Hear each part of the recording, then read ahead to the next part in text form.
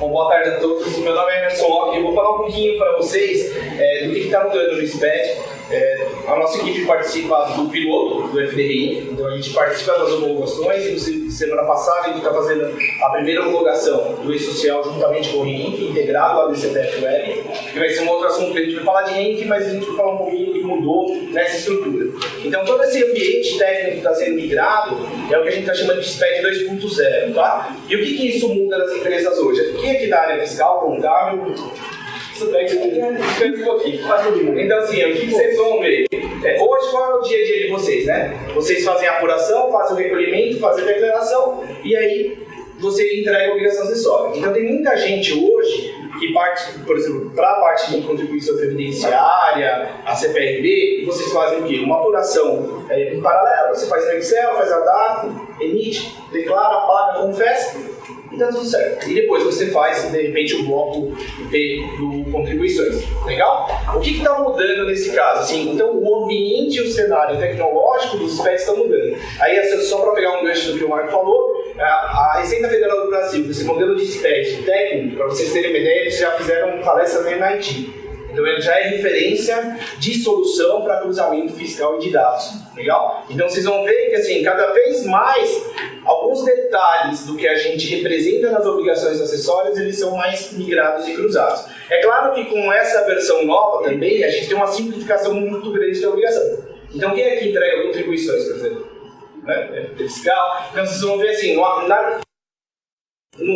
você tem todo o cadastro do contribuinte, cadastro do cliente, do fornecedor, do item, todos os detalhes, né? Endereço, sei o que lá. Aqui você vai mandar o CNPJ.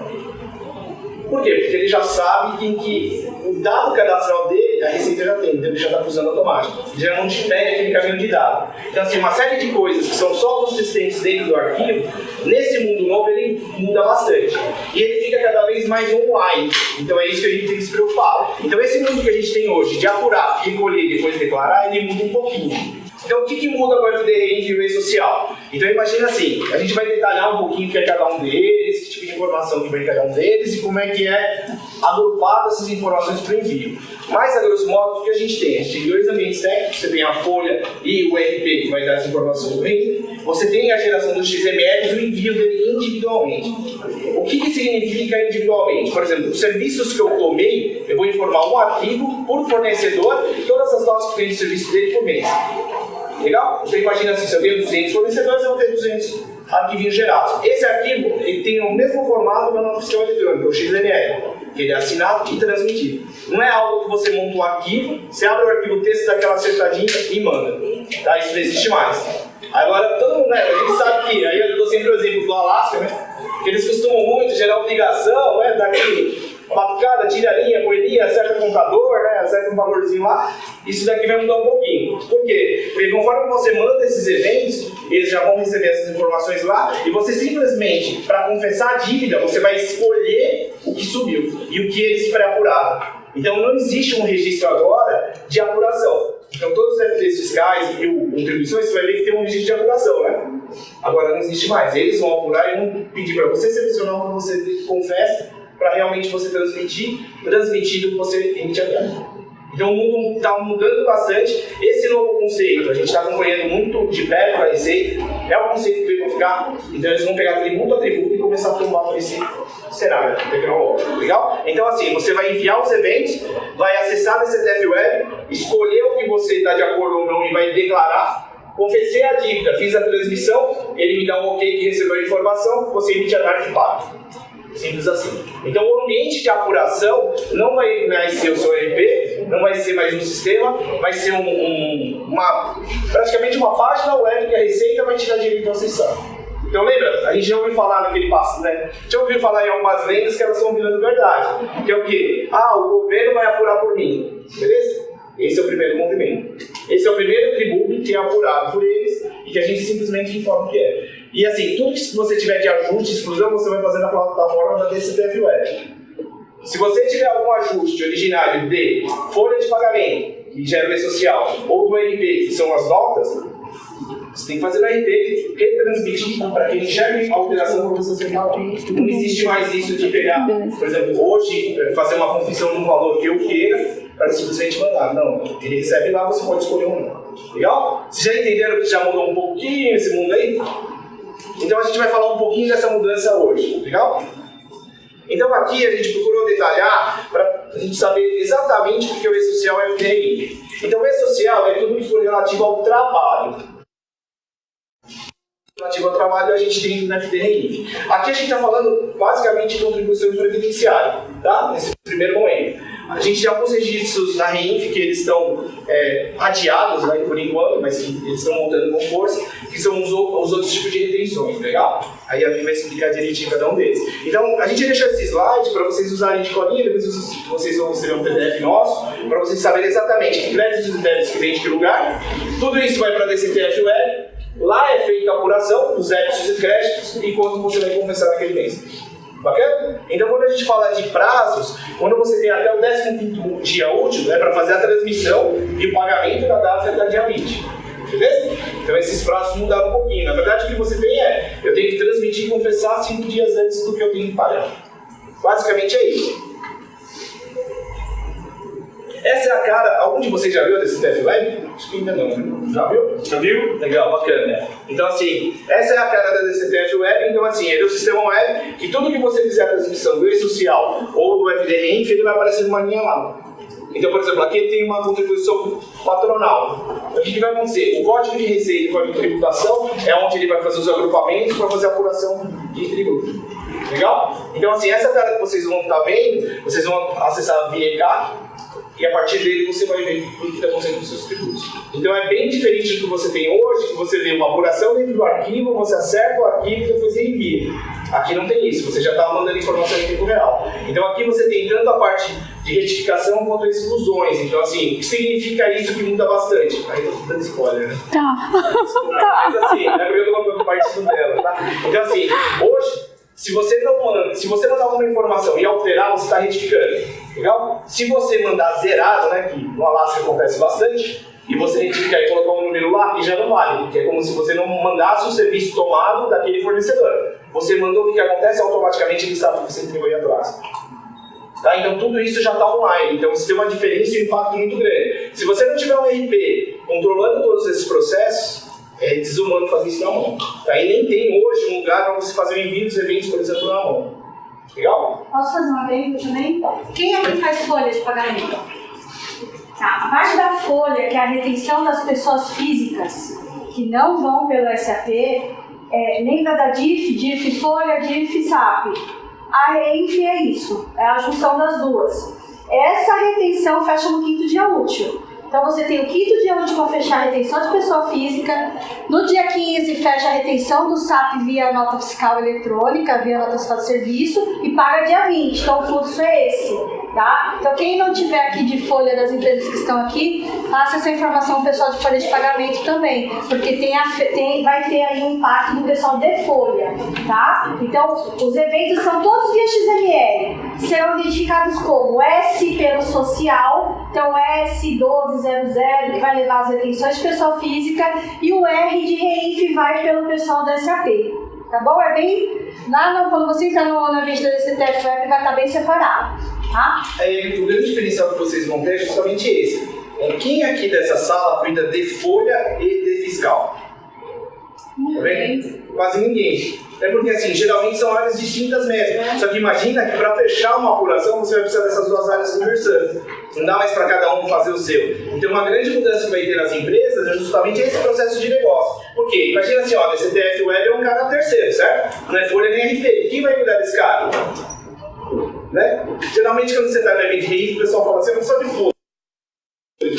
Não, então, na verdade, a empresa precisa definir quem vai cuidar disso.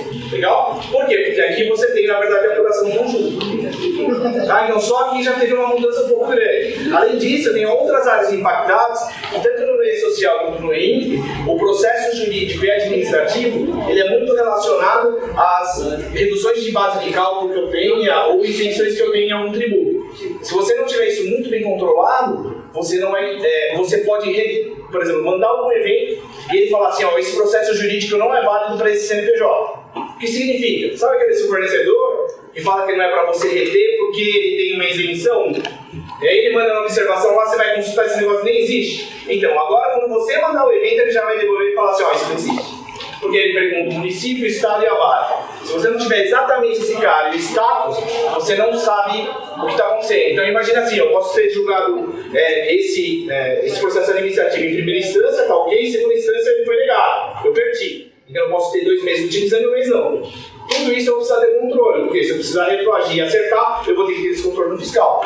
Legal? Então aquele negócio que acontece na Alasca, né? Você recebe a nota de serviço, você olha o código de atividade, você fala assim, o cara é de segurança, mas isso daqui é uma empresa de línguas, tem um negócio estranho que na dele não pode ser segurança. O que acontece, né? Vocês já devem ter ouvido falar, isso daí você tem que acabar com tudo, porque se entrar isso daí para você, quando você fizer o envio do seu arquivo, vai bloquear. Bloqueou, você não apresenta a obrigação. Entendeu a criticidade de não poder enviar um arquivo desse? Então, assim, ou você tem um controle e começa a falar com as áreas, muda o processo, fala com você, por exemplo, para fazer algum acerto que você precise no SAP Business Zone para atender essas necessidades, ou senão vai ficar algo desumano e, assim, é uma obrigação que está acontecendo daqui a uns meses. Dependendo do seu grau de faturamento, já está acontecendo. E um adendo, assim, pessoal, a gente está falando hoje de uma obrigação da REINF, eu sei que aqui a maioria é fiscal e contábil, SAP, mas não há como falar de REINF sem falar de E-Social, porque hoje o E-Social, ele tem até impacto de quem está entrando na empresa para prestar um serviço em termos de medicina e segurança do trabalho. Então, vocês serão o final da linha já, no ponto de receber, na escrituração. Então, isso acontece sempre lá no departamento pessoal. A gente pode ajudar vocês em um outro evento falando só disso. Sugere aí na folhinha outros eventos que vocês querem que a gente faça falando só de E-Social, porque hoje a pauta é REINF, mas não dá para fazer nada mais separado da folha de pagamento hoje na empresa de vocês. Tá bom?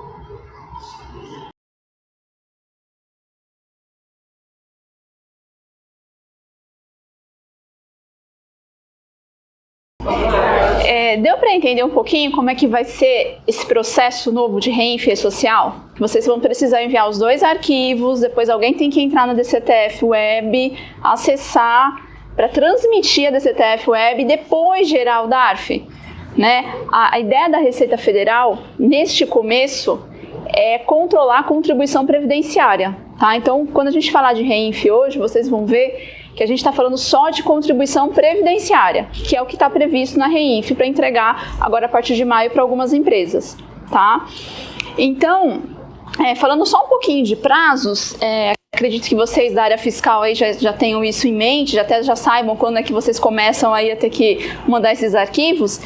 Então agora competência maio é quem faturou acima de 78 milhões em 2016. Tem alguém aqui que já vai fazer a entrega? Maio? 16. Tá, e social já estão entregando também na empresa, né? Tá.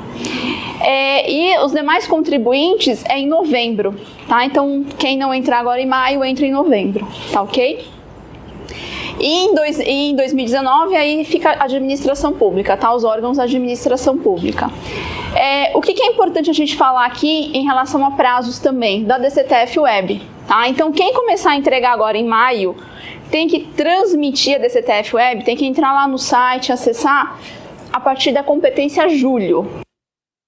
Então, precisa aí para as empresas enviarem a REINF, tá? Enviou a REINF em maio, enviou a REINF competência maio, competência junho. Quando enviar a competência julho, o DARF obrigatoriamente tem que sair da DCTF Web, tá ok?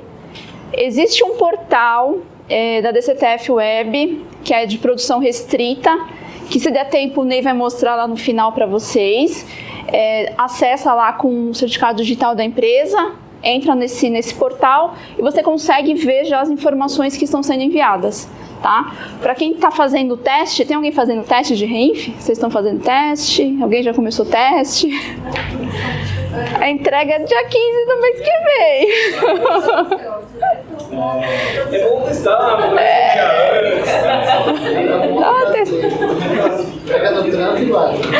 porque assim, a gente tem a possibilidade de fazer os testes num ambiente de produção restrita para REINF, tá? Então você consegue efetivamente fazer esse teste. Então já tem ambiente preparado, já tem a DCTF Web preparada para fazer esses testes. Eu aconselho a fazer os testes, tá? Porque você pode se deparar com alguns, quanto antes, você pode se deparar com algum cenário que precisa de algum ajuste, né? Tanto da parte de processo como da parte da solução também. E principalmente se você depende de alguns dados que vem do seu fornecedor.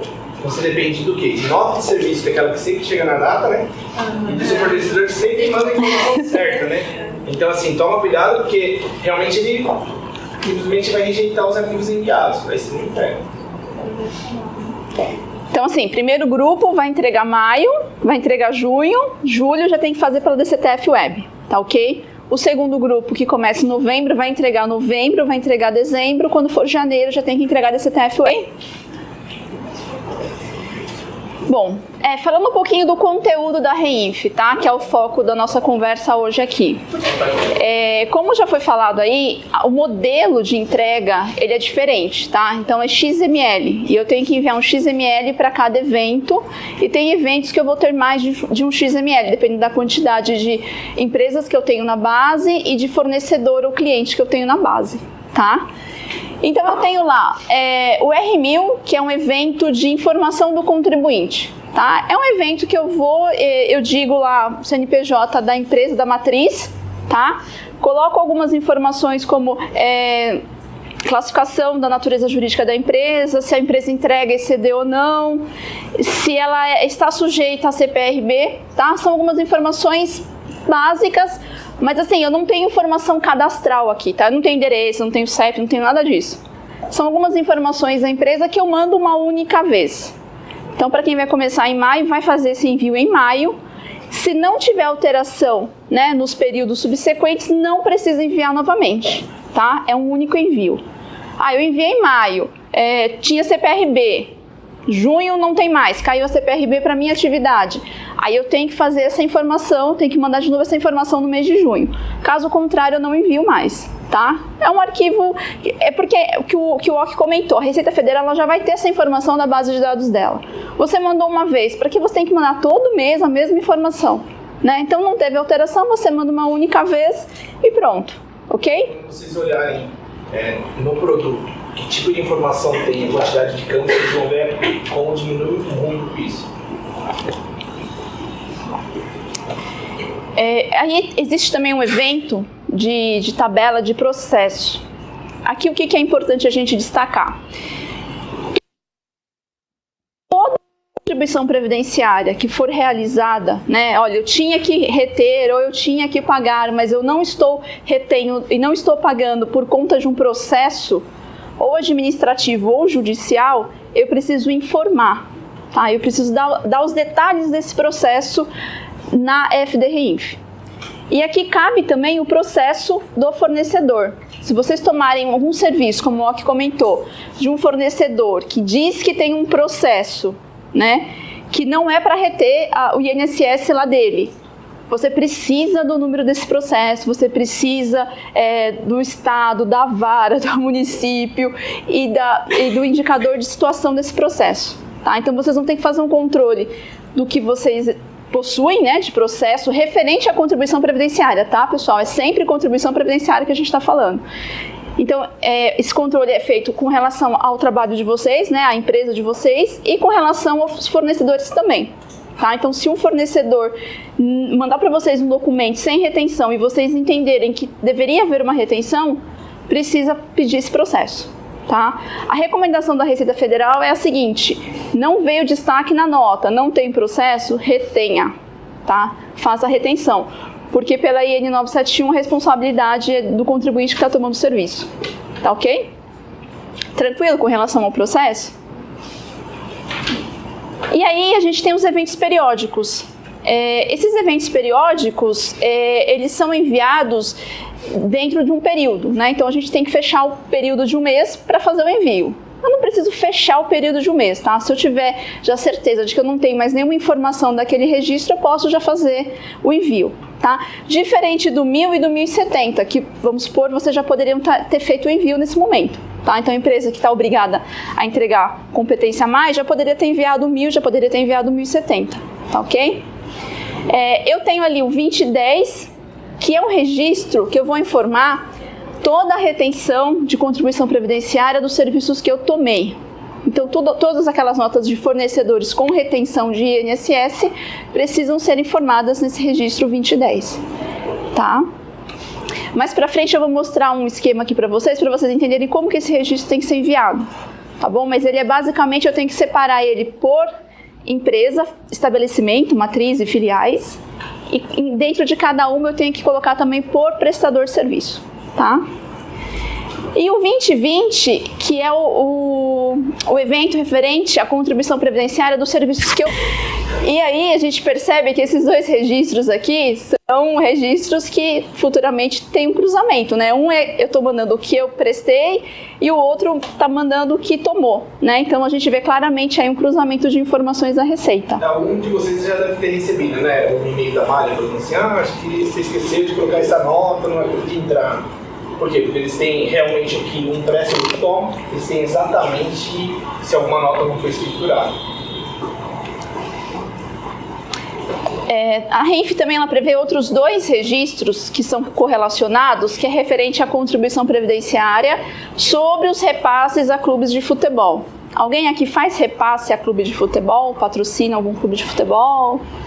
Tá, então só para vocês saberem, o repasse a clube de futebol, ele tem uma retenção de contribuição previdenciária também, tá? A empresa que faz o repasse era obrigada a reter 5% do valor que está sendo repassado. E aí, tanto a empresa que repassou o valor, ela precisa entregar o registro 2040, informando o que ela repassou e o valor dessa retenção, o valor dessa contribuição, como o clube de futebol tem que entregar o 2030, tá? Porque aqui novamente vai ter um cruzamento de dados do que foi repassado e do que foi recebido, tá ok? A gente tem a RENF tem um outro registro aí, que é comercialização da produção por produtor rural, PJ ou... entendi. Aqui, o que acontece? A produção rural, ela também tem uma incidência de contribuição previdenciária. Tá? Então, existe lá umas alíquotas de INSS, GILRAT, Senar que precisam ser recolhidas em cima da comercialização. Por isso que ele está aqui, esse registro. E aqui eu tenho que informar, então, o valor da comercialização e o valor da contribuição previdenciária sobre essa comercialização também. Tá? Então, por enquanto, não temos outras retenções no arquivo, a não ser de contribuição previdenciária. Tudo bem até aqui? Então tá. Então, assim, esses eventos, eu tenho que mandar os eventos, né, mensais, período de um mês, então eu apuro tudo dentro de um mês e mando. Fiz esses envios de cada evento, eu tenho que fazer o fechamento do período, tá? Então, esse registro 2099 é um registro de fechamento do período. Quando eu faço esse registro e envio para a Receita Federal, o que ela vai entender? Ela vai entender que meu período está encerrado e essas informações ela vai automaticamente jogar para a DZTF Web, tá? Então, obrigatoriamente eu tenho que mandar o 2099. Mandei, a Receita Federal entendeu que eu fechei o período e já gerou as informações da DZTF Web, tá?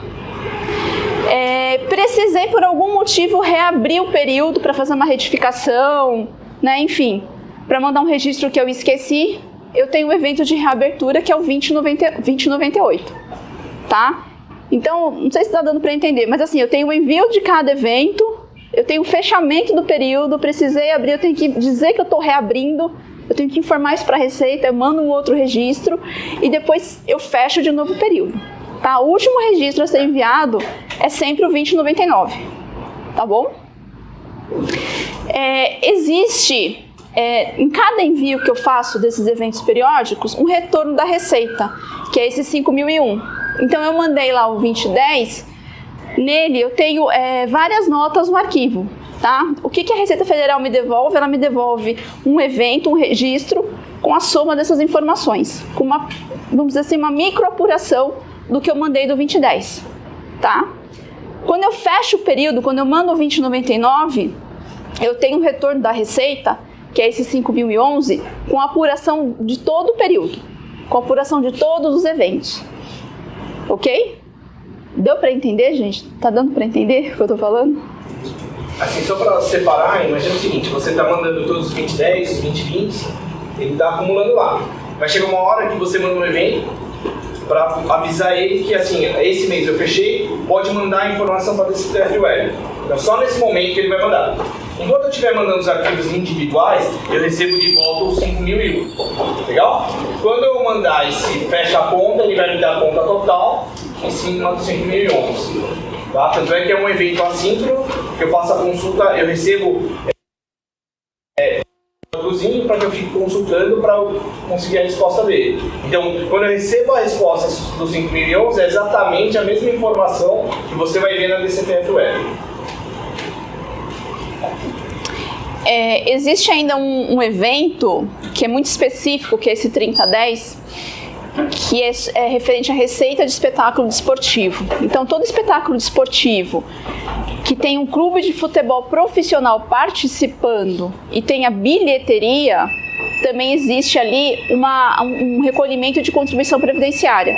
Tá? Então, a empresa que está organizando o evento, ela precisa fazer esse recolhimento de contribuição sobre a bilheteria. E aí ela precisa enviar o 3010. Não é que vocês mandaram um 2010 de um fornecedor errado. Aí você, nossa, esse registro está errado, né? Ele não poderia ter sido enviado e eu preciso tirar ele lá da base da Receita. Aí você entra no registro e pede a exclusão dele, tá? Só deve ser usado nesse caso. Se for caso de retificação, mandei um evento, está faltando nota, o valor está errado, usem a retificação, tá? Por quê? Dependendo de como vocês usarem essa exclusão de eventos, vocês podem perder o prazo de entrega da declaração, tá? Se você mandar excluir, por exemplo, toda a sua apuração, passado já o prazo de entrega, a Receita Federal vai entender que você não entregou aquilo no prazo. Aí começa a contar o prazo que você vai mandar o evento novamente, tá? Então, muito cuidado com esse evento de exclusão, tá? Usem a retificação e esse aqui realmente, assim, mandei errado, mandei na filial errada, mandei na empresa errada, aí vocês excluem, porque ele vai sumir da base da Receita e aquilo não conta como entrega, tá? Fica lá, óbvio que fica lá, né, na Receita, mas assim, a Receita Federal entende que aquilo ali vocês pediram para anular, para tirar, tá bom? Então, muito cuidado com esse evento. E quanto mais evento de exclusão e reabertura você fizer, mais no radar você está, é isso. Aí, embora eles falem, você exclui, você tira, mas na verdade os arquivos originais estão sempre com ele. A gente sempre vai enxergar o último enviar, e é como se você recebesse um recibozinho, em cima dele você vai retificando, você vem novas versões. Aí você enxerga o último, mas ele tem todo o histórico lá. Então ele vai saber exatamente a operação que você fizer. Então, só para a gente resumir, né, o que eu falei até agora, eu tenho lá a entrega do R1000, que é a informação do contribuinte. Se eu tiver o 1070, que é o de processo, eu informo ele, tá? Se eu não tiver, eu não preciso entregar. Faço a entrega dos registros que eu tiver, tá? Aí eu vou ter um 5001 de cada evento. Esse retorno da Receita Federal é um retorno síncrono, então você mandou, ela já vai te devolver o XML dessa informação, tá? Fecho o período com 2099, entreguei tudo, né, transmiti cada um, fecho o período com 2099. Aí eu tenho o retorno do 5011 com a totalização de tudo que foi apurado no período. E se eu precisar reabrir, eu mando o 2098, tá? Esse aqui é um esqueminha que a gente desenhou aqui para tentar deixar mais visual e mais claro o funcionamento da FDRINF.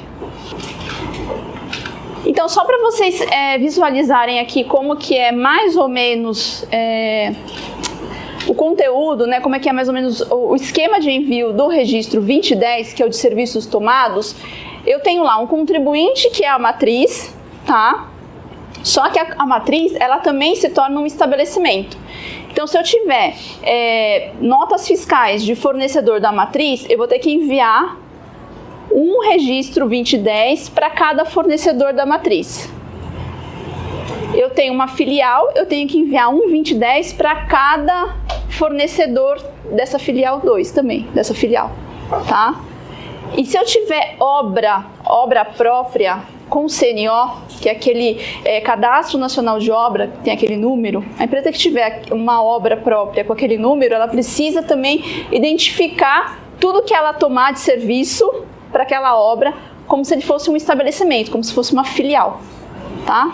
Mesmo que a obra tenha CNPJ, né, eles querem ver essa informação por CNO, então ela vira um estabelecimento também. Então, o que é importante em relação a esses eventos, o 2010 e o 2020? O que a gente tem alertado todo mundo, tá?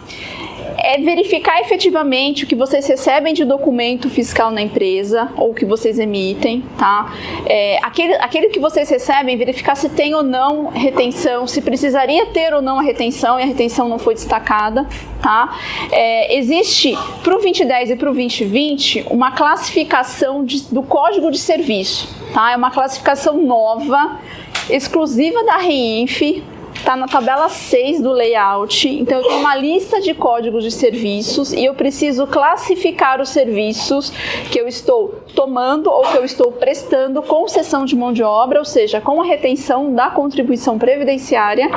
Então eu tenho que verificar exatamente onde se enquadra o serviço dentro da tabela e seria interessante que vocês declarassem a mesma coisa que o fornecedor de vocês, né? Então, se o fornecedor classificar como vigilância, também seria legal, seria bom, né, prudente que a classificação seja feita também como vigilância.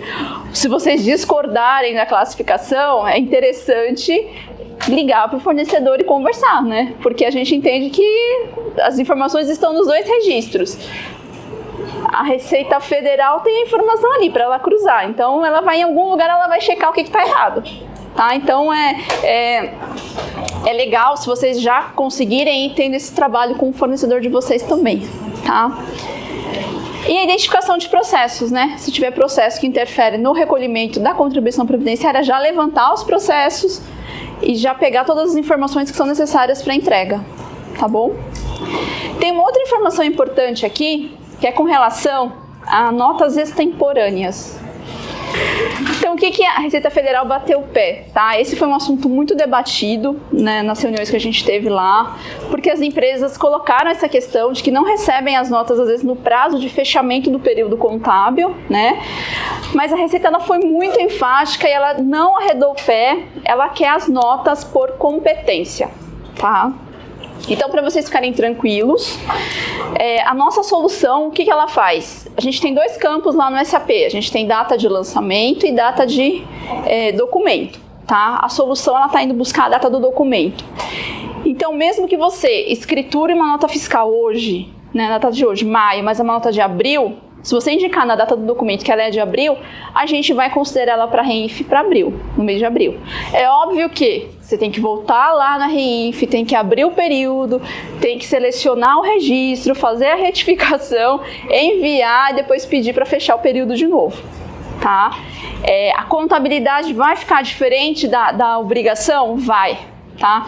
Mas isso foi algo que não teve um acordo com a Receita Federal. Tá? E como as empresas normalmente não podem abrir o período contábil para fazer a inclusão desse documento, então a nossa orientação, a nossa sugestão é que vocês usem lá o campo de data de documento com a data correta para ser escriturada na nota fiscal, tá bom? Porque lembrando, né, o prestador de serviço de vocês, o fornecedor de vocês vai declarar a nota na competência correta, porque ele emitiu a nota, né? Se a nota ficou perdida na gaveta, né, de vocês, na gaveta de outro departamento, paciência, ele declarou a informação, a hora que cruzar com a de vocês, a nota não está lá, então a gente sugere que seja feita a escrituração dessa forma, tá bom? Tudo bem até aqui?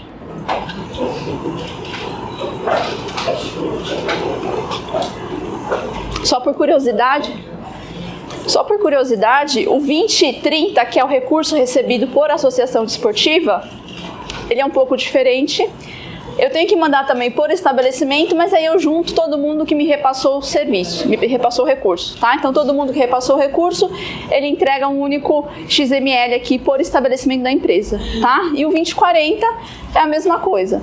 Então quem repassar, se um dia vocês forem patrocinar um clube de futebol aí, vocês podem juntar tudo que vocês repassaram num único XML também, tá ok?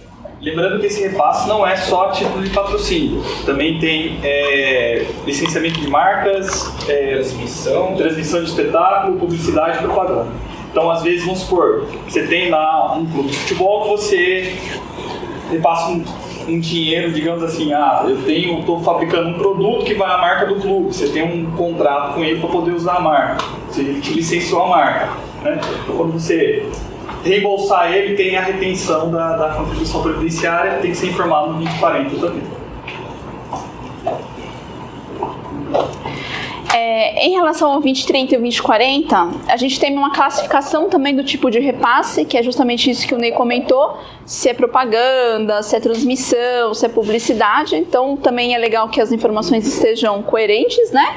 E também o processo, tá? O processo está em todos os registros que são contemplados na REINF, que por algum motivo estão interferindo ali no recolhimento da contribuição previdenciária, ele precisa ser informado, tá bom? E ele pode afetar todos os registros, tá ok? E aí a gente tem a contribuição previdenciária sobre a receita bruta, tá? Aqui, o que a gente tem de diferente nela, né?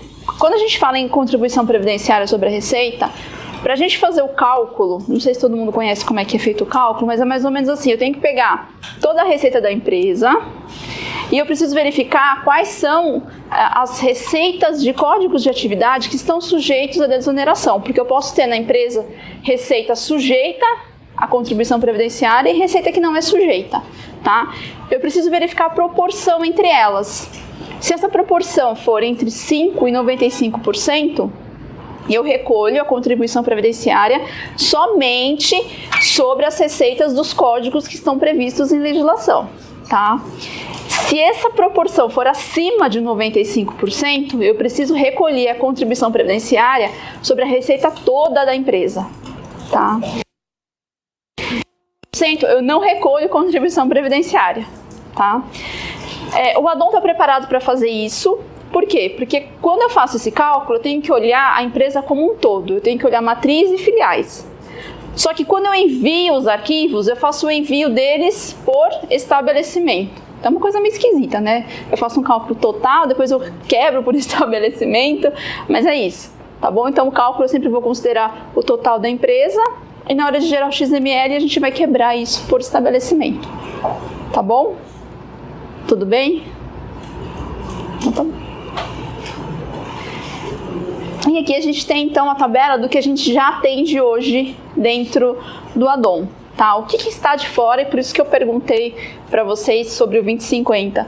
O 2050 está em desenvolvimento ainda, em relação a alguns cenários aí. Então, se vocês identificarem que vocês têm que entregar, se vocês puderem entrar em contato com a gente troca uma ideia aí, tá? Sobre como vocês fazem hoje esses lançamentos dentro do sistema, tá bom? E o 3010, que também não está aqui, porque ele é muito específico e a gente não identificou ainda nenhum cliente nesse cenário. Porque, basicamente, quem tem que entregar o 3010, que é aquele de associação desportiva, aquele de espetáculo desportivo, são as federações, as confederações, né? Então, a gente não tem ninguém nesse cenário ainda. Aí, só para vocês terem uma ideia do layout, lá você tem que colocar assim, que setor que ele estava, quanto ingresso do setor, qual é o valor. São muitas informações. Detalhezinhos mesmo, que é bem futebol mesmo, bem específico para arquibancada, para estado, esse tipo de coisa. Então a informação que você não vai nem ter no RP. É sério que tá tranquilo? Tá tudo certo? Deu para entender, pelo menos, gente, o que vai na obrigação? A gente quis fazer um pouco diferente, né, esse evento, mostrando primeiro o conceito, mostrando o conteúdo da obrigação, para depois vocês conseguirem visualizar isso dentro do sistema. Então a gente teve, né, esse cuidado aí para tentar matar os dois lados aí, a teoria e a prática do negócio. Até porque é uma quebra de paradigma, né?